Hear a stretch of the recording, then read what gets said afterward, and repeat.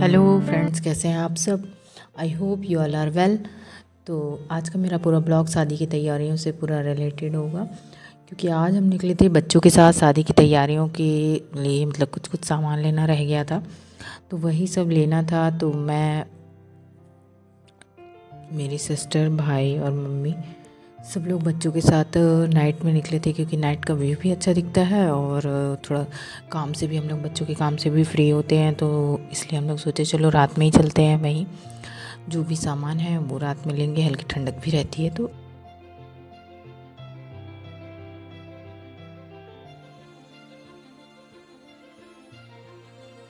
At present हम लोग रीवा में हैं। तो रीवा से तो हम लोग काफ़ी टाइम से बिलोंग कर रहे थे, बट इतना टाइम कभी रीवा में स्पेंड नहीं किया, ना ही इतना। मतलब रीवा पहले डेवलप था, लेकिन अब मतलब पहले के रीवा में और अब के रीवा में काफ़ी डिफरेंस हो गया है। हर चीज़ें रीवा में अवेलेबल हो चुकी हैं। तो मतलब नाइट व्यू तो रीवा का काफ़ी सुंदर हो गया है। इतनी सभी पूरी ब्रांड की शॉप्स, मतलब सभी कुछ रीवा में अवेलेबल हो गया है।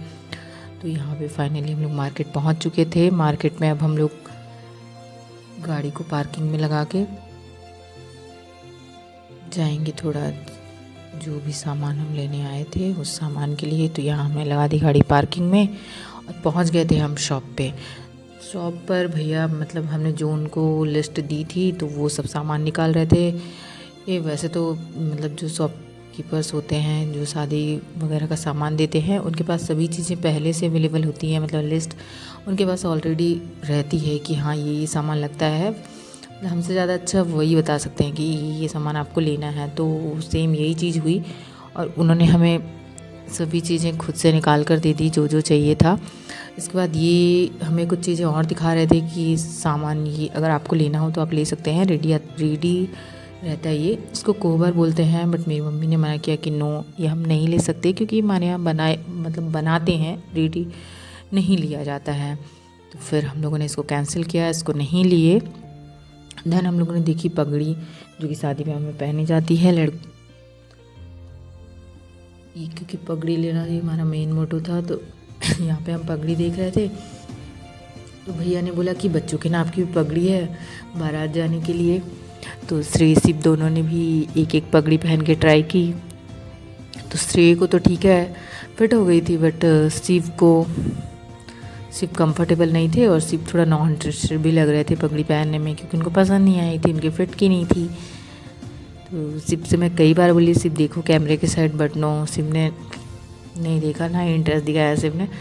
शिव ने जल्दी से पगड़ी भी उतार दी। अब हम आ गए थे भाई के लिए, क्योंकि मेन मोटो तो हमारा यही था भाई के लिए लेना। तो हम यहाँ पे मैं देख रही थी, भैया ने काफ़ी वाइट कलर की डिमांड थी, इसलिए भैया ने काफ़ी वाइट कलर की बहुत सारी पगड़ी दिखाई थी। तो उसमें से हमने एक, मतलब सभी पगड़ियों को भाई ने सर में लगा के देखा, जो उसे फिट होगी प्रॉपर। कलर वाइज तो ठीक है, वाइट या क्रीम ऐसा चल जाता, बट ये है कि फिटिंग का थोड़ा प्रॉब्लम था। जो फिटिंग होगा वही हम लोग फाइनल कर देंगे। तो भाई ने एक एक करके सबको लगा के देखा कौन सी फिट थी। तो फिर जो फिट हुई वो हम लोग लेके वहाँ से वो हम लोगों ले लिए। और फिर इसके बाद आई हमारे वेद बाबू की बारी। उनको भी एक पगड़ी हमने छोटी सी ट्राई करी, बट वो भी थोड़ी बड़ी थी। ऑल ओवर काफ़ी कुछ सामान हमने ले लिया था। इसके बाद लास्ट में एक दुपट्टा बचा हुआ था, तो लास्ट में हमने दुपट्टा ट्राई किया प्रकाश के ऊपर। तो जो जमा फिर हमने एक लिया। एक्चुअली हम यहाँ पे इसकी विड्थ ट्राई कर रहे थे कि कितना चौड़ाई है इसका, प्रॉपर आएगा या नहीं। और यहाँ पे हमारे स्ट्रेट चढ़े हुए थे, उसको इतनी बार मैंने बोला कि उतर जाओ, जिससे कि मामा प्रॉपर ट्राई कर लें, बट नो, नहीं उतरा और नहीं माना है। वहाँ से सामान लेने के बाद अब हम लोग निकल गए थे कि स्टोर की तरफ, क्योंकि वहाँ से हमें बच्चों के कुछ कपड़े लेने थे। मौसी आई हुई थी बच्चों की, तो उन्होंने बोला चलो बच्चों के लिए कुछ कपड़े ले लेते हैं। तो वहाँ से हम बच्चों के लिए भी कपड़े लिए। बारिश हो रही थी, इसलिए जल्दी जल्दी हमने बच्चों को अंदर किया। उसके बाद हम लोग सब गए, और फिर तो स्टोर का कलेक्शन काफ़ी अच्छा था। तो वहाँ पे हम लोगों ने बच्चों के लिए काफ़ी कपड़े देखे, बट यहाँ मेरे शरीर से बस इधर उधर भागने में लगे हुए थे।